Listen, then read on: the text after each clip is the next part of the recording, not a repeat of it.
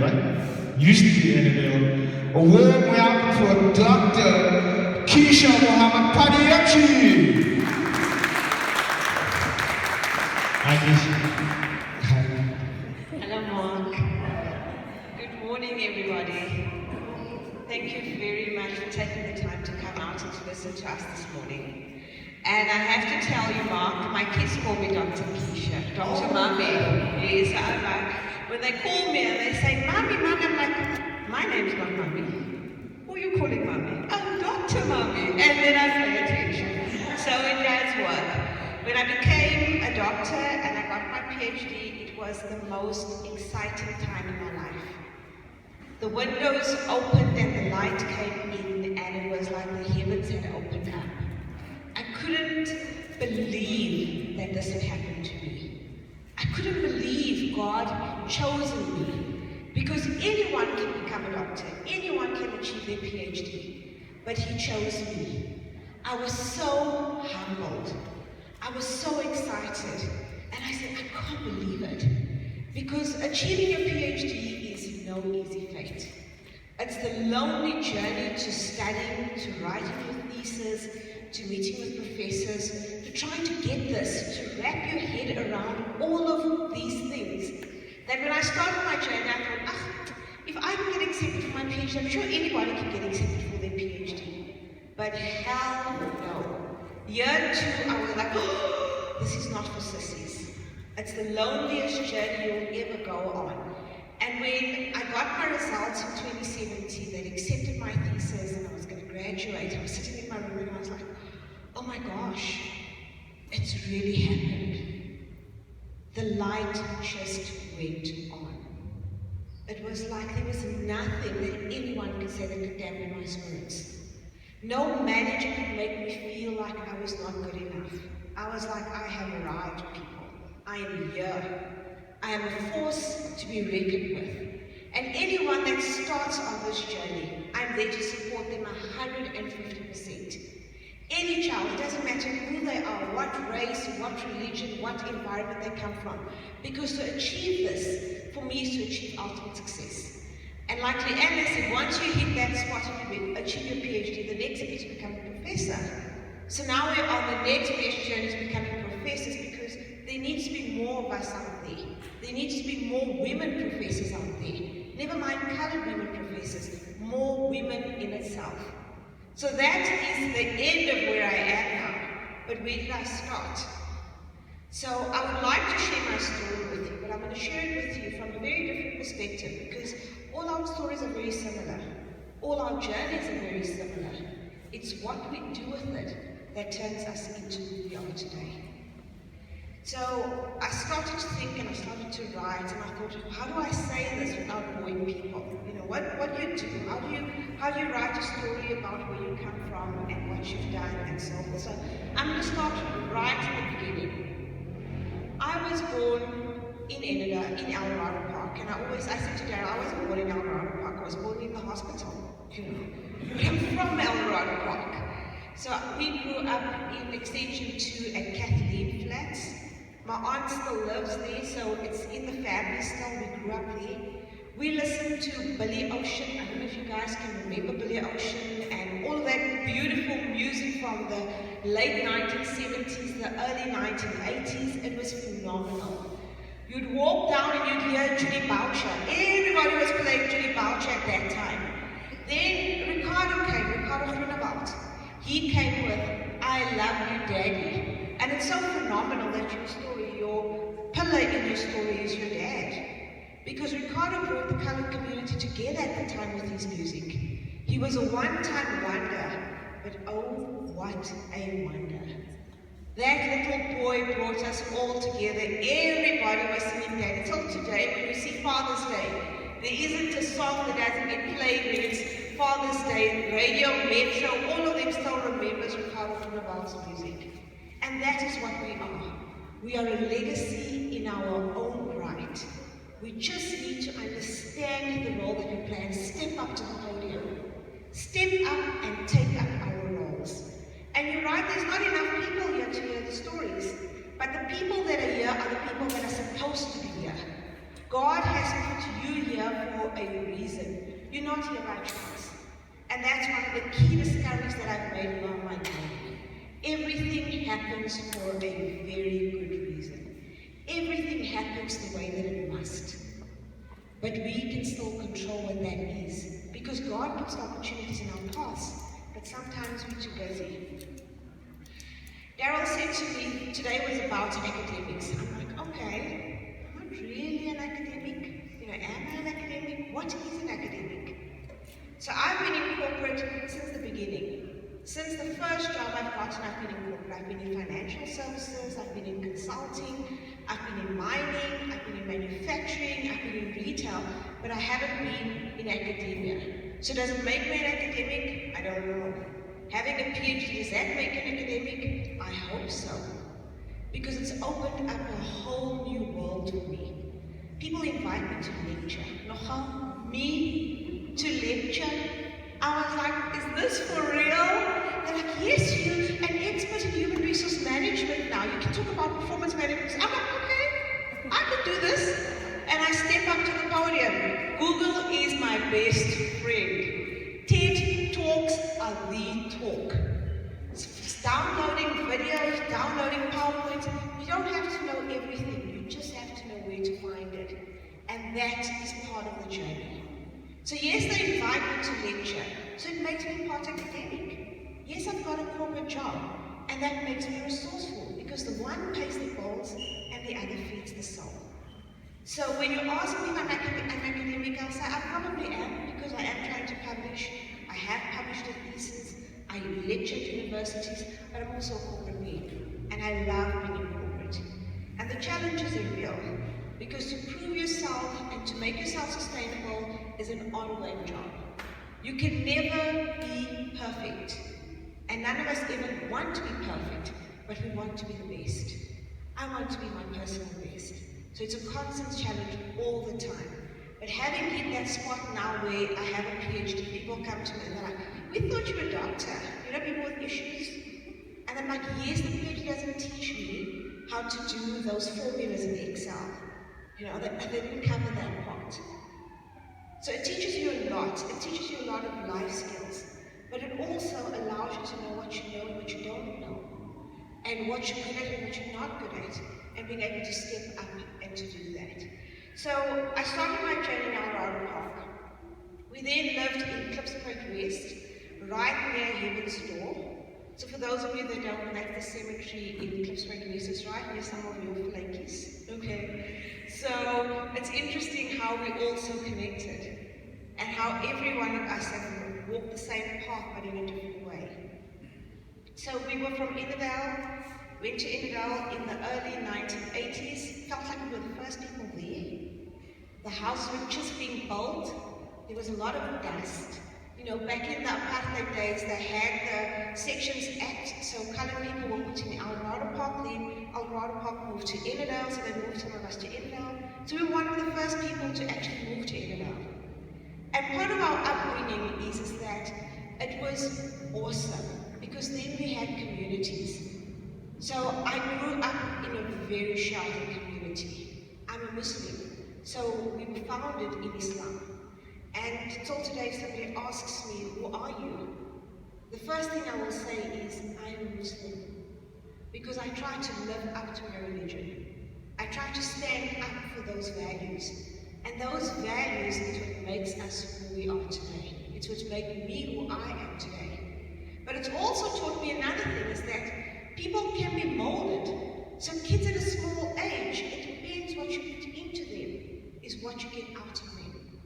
So if we put good values, good systems into our kids, we teach them that every time you ask somebody, who are you? They don't say, I am so and so, but they say, I'm a Christian. I am a Muslim. I am a believer. I am a doctor. I'm a success. Those are the positive messages that I got. Those are the positive messages that actually helped me to get to where I am today. So we moved to Ennerdale. Started my grade 1 there. After I was at EW Hawksworth and Mark over there. Okay, that's where we crossed.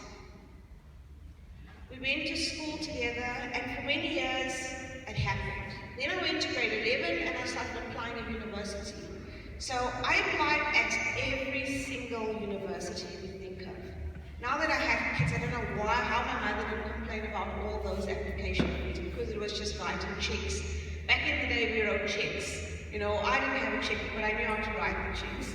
So UWC got fees from me for registration, UCT got fees, WITS got fees, University of Victoria got fees, even Free State got fees from me. And then I thought, okay, let me try it now. At the time it was called Afrikaans Universiteit. I was like, I'm just going to try them as my plan B. Because who wants to go to an Afrikaans university in the early 1990s? So I applied for occupational therapy. I also went into all these sexy math subjects, because I was like, I can do this physiotherapy. And then Wit said to me, actually, your marks weren't good enough. So I got 70% for maths in grade 12, but I'm like, what's your problem? It was standard grade. So that was an elitist university. So lo and behold, Rand Afrikaans Universiteit accepted me. I was devastated. How this happened? An Afrikaans university accepted me. UCT, UWC, even I was going to go to the Free State. Because I wanted to stay on res, I wanted to live the life, and here I am, 30 km from home. How does this work? But God knew me better than I knew myself, because that was the best decision ever. And that was the first turning point for me. That you think you know, but He knows better. You think you can decide, but He will decide for you. But you have to get up and you've got to take action. Because by doing nothing, God can't do anything for you. So I go to UJ, it's called UJ now, back in the day it was called RAW, we still had green logos and everything going on. I get there and RAW has A-less, B-less, C-less. So all the first years end up in A-less and B-less because that's where the biggest classes are. And I'm like, oh my goodness. Where did all these white people come from? I have never seen so many white people before in my life. They were everywhere. Everywhere. You could count the black and the colored people in between. How am I going to settle in here? And these people are all speaking Afrikaans. Okay, and I know I can speak Afrikaans, but I'm not going to study Afrikaans, that's for sure. So I was very worried. But very excited because I knew I was on the running to becoming the next top model, because this was it. My fear was always I don't want to be poor. My fear was always I need to get a good job. I need to go into corporate. And the only way I knew how to do that was to get a degree. So I put on my big gold panties and I started, and then I had to choose my subjects. And then it was psychology, industrial psychology. Oh, it sounds so sexy. I was like, oh, I can do this. There goes astrology, because now I'm going to become a psychologist. I applied for occupational therapy, and they accepted me for BA Humanities. They were like, leave the math, it's not for you. So I thought, okay, that's fine, as long as I pass, as long as I get my degree. But I'm going to do computer science, because I have to do this. I go in, I do computer science, I'm sitting in the class and they start programming. I'm like, this is not for me. God knows me better than I know myself. And after the third week, I dropped out of computer science and I focused on humanities. I did my degree in psychology, industrial psychology as my majors, communications as my majors, and then I got accepted for my honors in industrial psychology. Wow. To get accepted for honors straight after you've got your degree, I thought that was an achievement. And my mom used to say, you can't go start to work, you must apply for your honors. Hoekom wil jy vroeg gaan werk? Jy gaan nie genoeg geld maak nie. And then she said, I went and I studied, got in for my honors, completed my honors, and I started working. Then it was pressure, now I have to do masters. You have to do your masters, you have to do your masters, you have to do your masters. I applied first time for industrial psychology masters, they politely declined me. No problem, I'm busy being happy, I'm busy building my career, I work for Nedbank, consultant. I'm doing this thing. I apply a second time, they decline me. What's wrong with these people? Don't they understand? I then apply at UCT, UWC. I thought, okay, I've still got registration fees there, so I'm not paying registration fees again. They've got my name on the database. They decline me too. This is like the third time. UJ calls me for an interview, go for the interview, present myself, because I want to become an industrial psychologist. They decline me again. I'm going to be They don't understand. The struggle is real. I need to get in for my master's. Then God sends a little birdie. And the birdie whispers to me, she says to me, Keishia, you've been in corporate for all this time. You are not an industrial psychologist. You are a corporate animal. Apply for your MBA. I look at it and I'm like, MBA? Masters in Business Administration? No ways. I'm not doing admin. I was born to be a leader. There is no way I'm going to be doing admin subjects. And then I discovered the Masters in Business Leadership from the SBR. I'm like, this will work. So I apply, and the first time I apply, I get accepted. And that was my second turning point. Again, God shows me, I know you better than you know yourself. And I'm starting to listen to the whispers. And I'm starting to listen to my instincts. If I had done this 5 years ago, I might have been done with my master's by now. But it wasn't meant to be 5 years ago. It was meant to be right now. I register. I'm the head of rewards at PhD Bulletin. I get in and I start my master's journey. In my third year of the master's journey, my daughter is born. Beautiful Amira comes along, the light of my life. Whilst I'm writing exams, so similar to your experience, Leanne, it's that it proved to me that you are stronger than you know. The mind is greater than the body. So whenever we think and whenever we feel, if we persevere and we stay consistent with who and what we are, we will achieve. Third year, I got my master's degree, qualified, had the best party ever. It was a surprise party, by the way.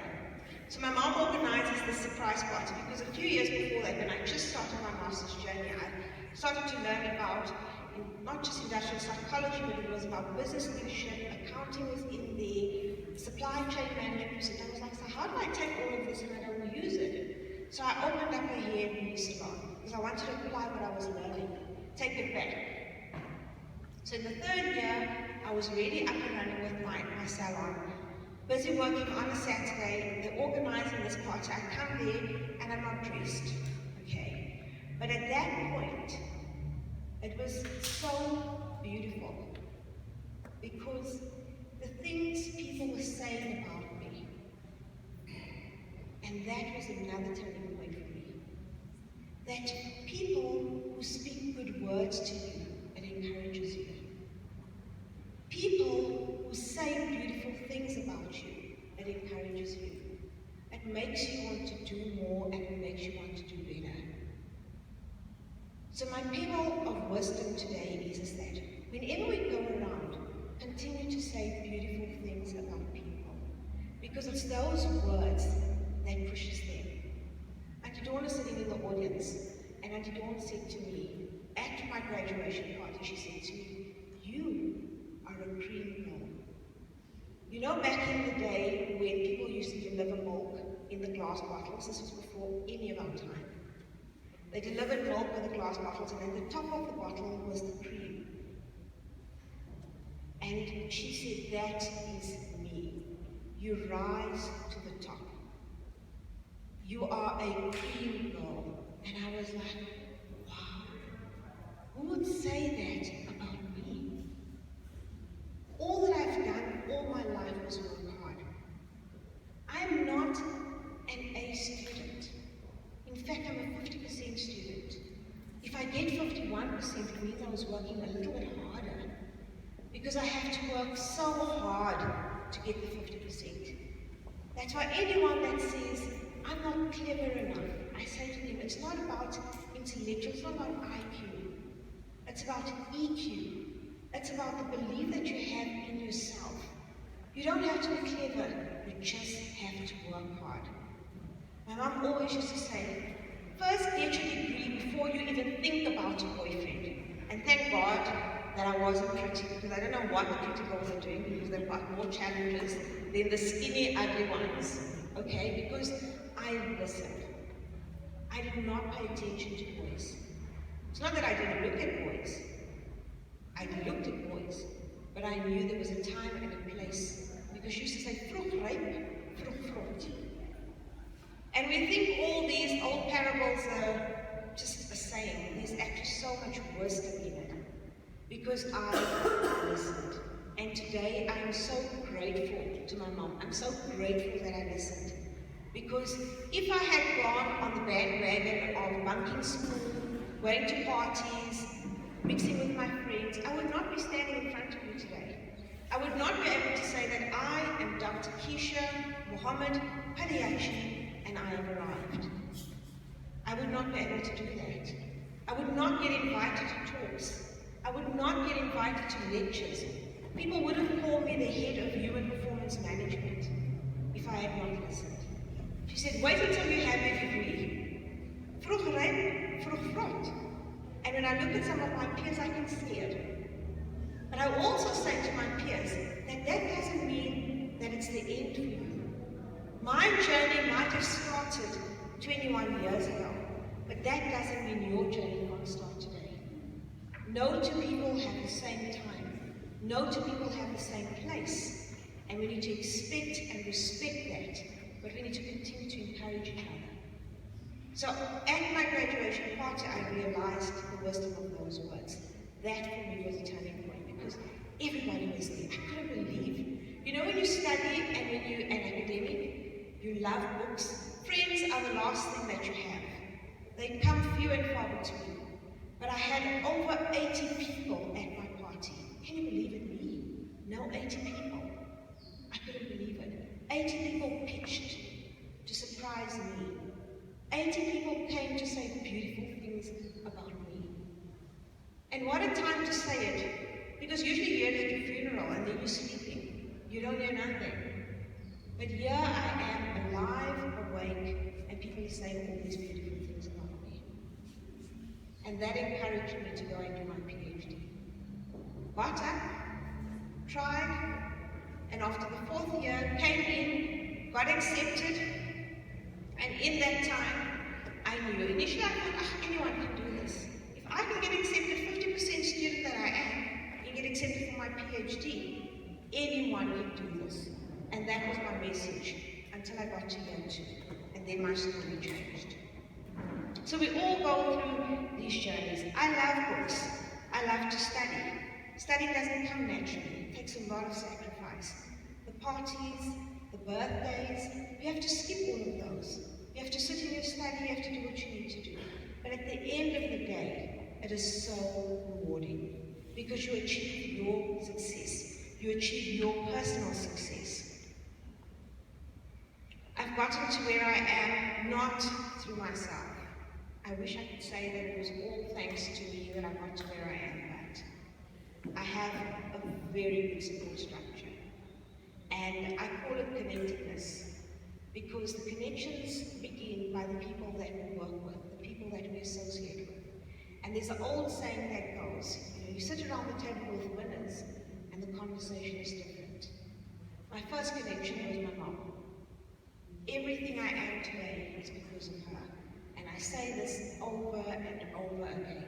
I say this in front of 90-year-olds, 60-year-olds, 40-year-olds, 10-year-olds, because we need to understand and we need to appreciate the role that our parents play in our lives.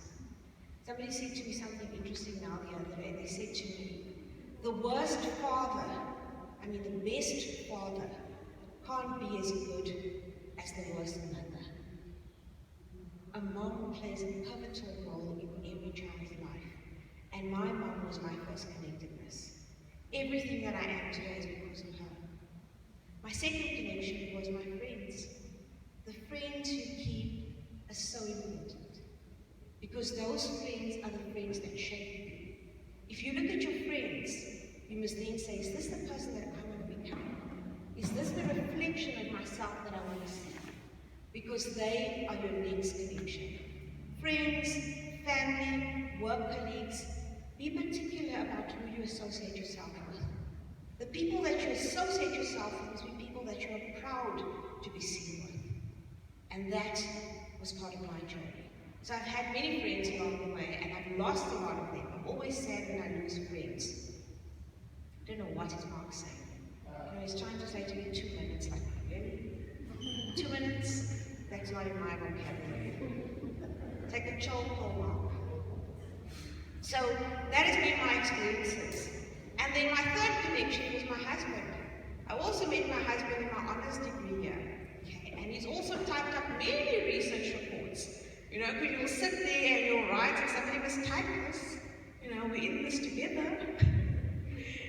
And it's been a phenomenal journey. A phenomenal journey. And my greatest connectedness has been my kids. Before I had kids, I thought I knew how to love. Not a chance. When they came along, now I know love. Now I understand the beauty of human beings. Now I can cry when somebody gets hurt. Because that connectedness has shown me the other part. Because I'm not a humanitarian. I'm not a philanthropist. I'm a corporate animal. I restructure people for breakfast until I got kids. Now I cry when we give them Section 189. I'm like, oh my God, why are we doing this? Do we really have to do this? Yes, Keishia, calculate the package. And that has shaped who and what I am. I still do what I need to do, but I do it with a lot more heart now. So we move through things, and I'm grateful for who and what I am, and I'm also grateful that God has chosen me. I'm the second person in my family to achieve a PhD, and there's plenty of us in the family, but God chose me. And I said, why? Why me? What have I done to deserve this greatness? Because for me it's greatness. It feels like I need to put this on my tombstone, but I know they're not great. Such a waste. Because when you stand in front of God, then you're just a child. He's like, in your lane, you are here to serve me. Have you served me? I don't care whether you're a doctor. Did you serve the people on earth whilst you were a doctor? And that is now where I'm at. I've been called to a great calling, and I'm discovering my purpose. The PhD has helped me to discover my purpose. I didn't think about it, but that day, November 2017, when I got the news, first I got the news, I saw it, I was like, no, this can't be. Then I went onto the SBL website and I put in my student number and it said passed. Graduation date. I was like, no, I first want a letter. I first want to see this black and white, because these systems, they can be fooling with you. Then you phone them and like, oh, you know what, there was a glitch in the matrix, and I was like, I'm not doing any of this. But when I was sitting on my bed and I was like reveling in the fact that, oh my God, I'm a doctor. I can go to my manager and I can say to him, I'm a doctor. And let's see the look on his face. It came to me, go back to your high school. And my research was on generational theory, so my research is on youth. I studied what attracts and retains youth in organizations. So there's a connectedness there. I'm sitting on my bed and then the vision comes to me. Because I'm not a party person, so I'm not somebody that has parties. I don't celebrate my birthday. I celebrate my kid's birthday because they nag me to death. But I don't celebrate my own birthday. I don't do parties. I don't do things to entertain other people. I exist for me. You do you, I do me is my philosophy. So I'm sitting there and there comes this vision. Go back to your old high school. Okay. So I found one of my friends who's also just graduated from a PhD. I'm like, oh my gosh, can you believe it? I want to have this party with the grade 12 students at Free Norwood Secondary School, because the 1995 students aren't there, but I'm going to invite all of them. All of them must come, because this is so awesome. For me, it was awesome. I'm sure for other people, they're like, oh, get over yourself. But it was the greatest thing that's ever happened to me. She says, do you know how many grade 12 learners there are there? It's like over 1,000 of them. I'm like, you must be joking, never. You know? So how are you going to do it? I'm like, no, I'll phone up to Dawn, and Dawn knows people. You know, she'll get me in with the principal. I tell her the story, we go, we find out that there's actually 900 grade 12 learners. I was like, okay, how do we do this? She's like, where are you going to get the money? I'm like, I'm not paying for this. This is God's idea. It wasn't my idea. And He made it come to fruition. And that's where we gave birth to Dream It, Believe It, and Live It. It starts with a dream. All of us have dreams. But you need to believe in those dreams. You need to believe that you can achieve it. You need to work hard to get to it. It doesn't happen easily. But you need to live it in everything that you do. And if you look at it, it says DBL. And when I looked at it, I was like, oh, there's the acronym, because I completed my doctorate in business leadership. Wow, how ordained is that? And I knew this is part of my purpose. God would not put me on this journey. He would not create all of these whispers. He would not show me all of these things if it didn't mean something. So since last year, I've been doing work with the schools, I've been doing work with the youth, and it's been the most rewarding. Because it's not about us any longer. I've achieved my goals. It's now about saying, so what can we do to give back? What can we do to show others that it's possible for them too? So I wrote a bit of a poem in closing. And I've been blessed, I said. I've grown up in a wonderful community, a colored community, a Muslim community. I know my roots. I love my roots. I'm proud of where I come from. I went to university through the wisdom and encouragement of my mom. Her wisest words to me have been, vroeg ry, vroeg vrot. En matriek is net begin. Moenie dink jy is 'n degree nie. Jy gaan universiteit doen. Jy gaan kry jou graad. When I got my degree, she said to me, forget your honors. A degree is not enough. You need to get your honors before you start working. Don't be in a hurry to start working. My mom did not pay for my study. She paid for my first year. But my second, third, and fourth year was through a study loan. I got a government study loan. And what that showed me is that in life we experience stumbling blocks. We experience those stumbling blocks, but the challenge is how we overcome those stumbling blocks. And what you do to turn those stumbling blocks into opportunities for yourself. I've achieved my honors degree at 21. I started working, but only 10 years later did I manage to complete my master's degree. And that was because I wasn't listening to the voice. Or was it because it wasn't my time? Or was it because God said, I've got a different plan for you? I've always believed in me. I've always been motivated by me. My success is not my own. It is shared by everyone who has been there for me, everyone who's been around me, everyone who's motivated me and encouraged me. Kind words are powerful. Give more of that to others. I've learned to always speak kindly to others, to encourage. My husband, my mom, my friends, my colleagues have always spoken such kind words to me that it's pushed me to the top. Cream girl, always rising to the top. I wrote my MBA exam and my daughter was a few weeks old. The mind is more powerful than the body. What you think, you can achieve. When I was accepted for my doctorate, I didn't believe it. I thought, phew, if I can do this, anyone can. But it's the hardest I've ever worked in my life. My second turning point was when my thesis was accepted, or my third. I was graduating. The vision came to me, go back and celebrate and motivate the youth. Do what your plan is. You don't know, we're all on a path to find our purpose. And God has opened up and shown me. and to that I am grateful. I arrive and people call me doctor. I get invited to speak. I get invited and they put out the croissants for me.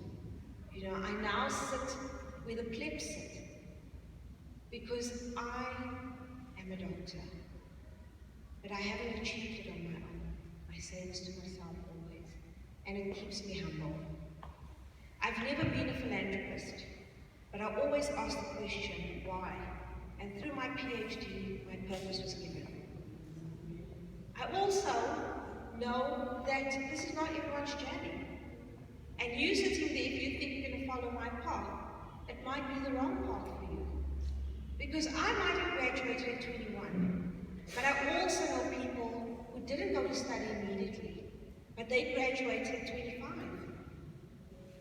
I found a job immediately after I studied, but I also know people who didn't find a job immediately, and they've gone on to become doctors, professors, more so than you or I know people who went to university and they found what they love. They followed their dream and they've achieved their purposes. I know people who did not go and study, but they went and they gave back into the communities. They've done work which you and I cannot possibly understand and comprehend, but it's given them their life purpose. I know people who were so sure about what they were going to do at 16, but they changed their minds at 26. I know people who have children but are single, and they've gotten up and started studying, turning their lives and circumstances around. You are never too old or too young to achieve what you have always dreamed of achieving. You may look at someone and wish you had what they had. You may look at your friends and wish that you had what they have. Or feel that you are so far left behind that there's no point catching up. But I'm here to tell you, keep working hard.